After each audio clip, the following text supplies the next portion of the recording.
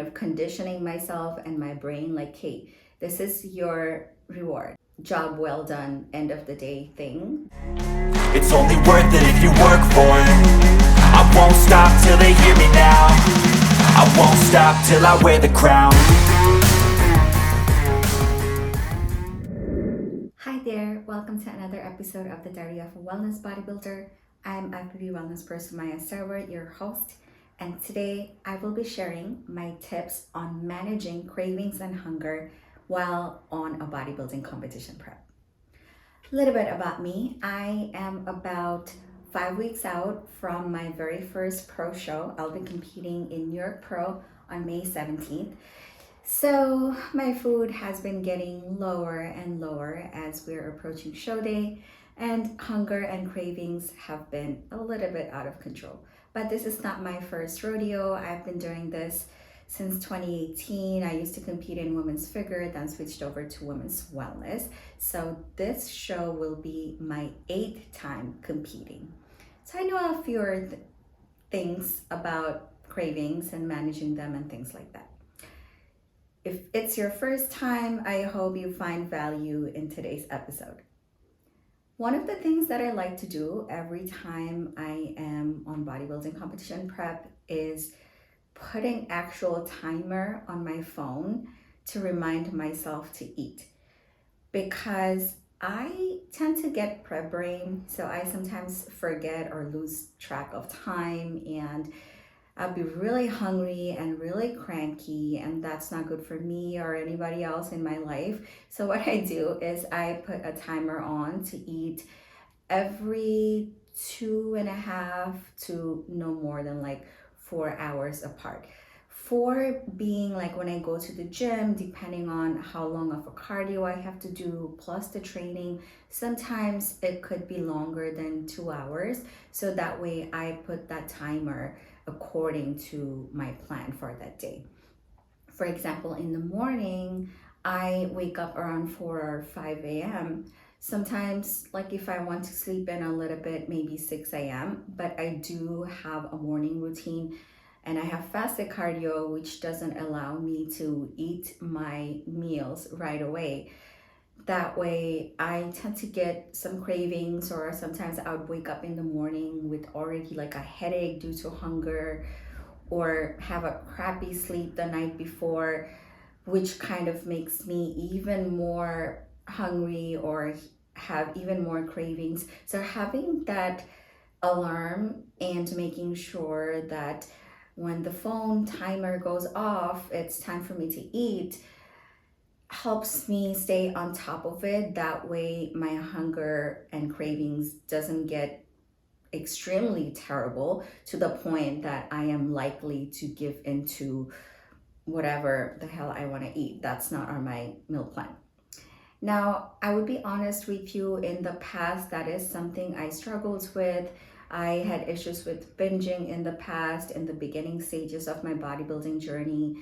And I think like after my 2021 competition prep was the first time I kind of started to see a change in myself, and I started to figure out what I can do so that my hunger doesn't get out of control. Now, keep in mind, as you get deeper and deeper into calorie deficit, it's going to be hard. And the more conditioning you need to become, the more food that get cut, like it is going to be difficult, and you are going to feel some hunger pain, you are going to feel weak, your strength is going to drop, you're going to be fatigued.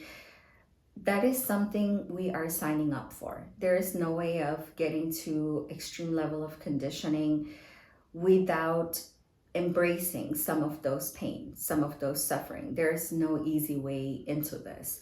But when we do tend to get down or feel tired and exhausted, you need to remind yourself that this is a choice you have made. This is a commitment that you have made to yourself. Nobody put a gun to your head and force you to go through this process.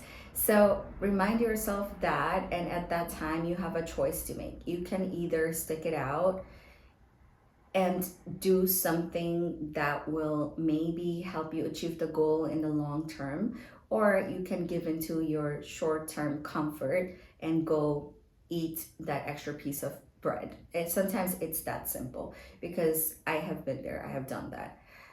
And end of the day, when I got on the stage and I didn't get the placing, I had no one else to blame but myself, because I couldn't control what I ate when the door was closed and when I was home alone by myself. Now, another way that I manage my cravings is by drinking a lot of tea, because a lot of the times myself and my athletes that are on my team, we have a water intake of 1 gallon, or about like 4 liter at least while on prep. Until you're close to your show day and your water gets cut or pulled, it should be okay to have some tea. I say tea and not coffee, because you do want to be mindful of your caffeine intake. So sometimes when my cravings and hunger get really bad, I drink up to like 2 to 3 big cups of tea. And I tend to go for like tea options that are more like herbal or very little bit of caffeine. I would do green tea. Sometimes I do lemon ginger. I do turmeric tea. It's good for inflammation. Or I do dandelion root tea. It kind of like helps with that too. And if it's like later in the day and I just want to relax a little bit, I tend to go for chamomile tea or lavender tea or jasmine tea. Anything like with a lot of caffeine, like black tea, I don't drink that past midday, because I'm already taking fat burners and things like that, has a lot of caffeine. I drink coffee in the morning when I wake up. Sometimes I drink coffee before my training, or I take like a 200 milligram caffeine pill. So I don't want to overdo it, because that's going to affect the sleep quality later on. So that's something that you could start incorporating, having some tea. Now, if you do add stevia or Splenda to your drinks, I would say pay attention to the calories in there, or even if it's 0 calorie, it does have some carbs to it. So don't overdo it. Don't start like drinking 12 packs of stevia a day. I cut out all type of artificial sweeteners from my diet when I'm about like 10 to 8 weeks out, to the point that I don't use any sort of stevia or anything. I don't use any sauces, even if it's like 0 calorie. I cut that out when I'm about like 6 weeks out, because I want to monitor the sodium intake. That makes me retain water and things like that. So be mindful of the things that you do add to your drinks. Another thing that I do when I'm not that far into my prep is I drink these like Crystal Light drink mixes that has like lemonade or iced tea, and those are all like sugar-free. But then again, when I start to be mindful about the artificial sweetener, those are not an option anymore. Some people do 0 calorie Coke or diet soda. Same thing, I would say. When you start to get closer to a show, I would say like steer clear of those things. Another thing that you could do, that I personally do, is I talk to my coaches and I make sure that the meal that I have right before going to bed, because nighttime is when my cravings start to get really, really bad, I make sure that I have something there that I enjoy.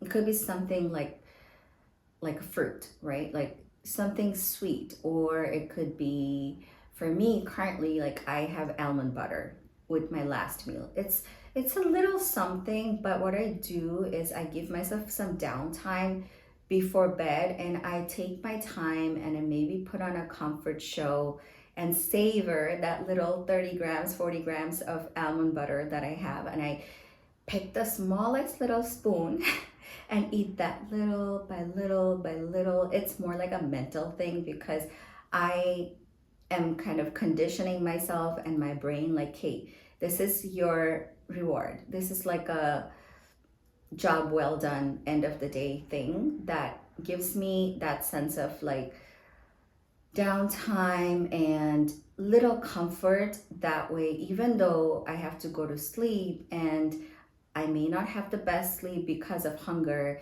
and I know I have to wake up again tomorrow and go through this all over again, it gives me a little bit of like dopamine hit, because I am getting little something, little reward. So I would say talk to your coach and see if that is something you could program in your meal plan, or see if you could take something that you like from your meals that you have throughout the day and save that to eat as your last meal or with your last meal. So a lot of the times our mind has to be stronger than our body. Once you are mentally strong, no matter how hungry you are, no matter how tired you are, you can push through. So that is like the main thing. If you don't take away anything else from today's episode, that is the main thing I would tell you.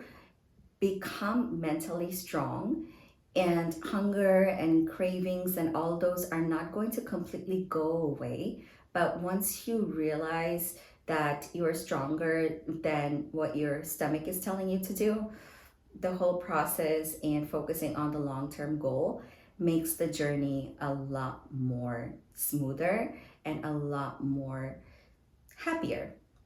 So that is my message for you today. If you found this episode helpful, be sure to like, share, comment, leave a rating, and I will talk to you again soon. Until next time, have a wonderful week.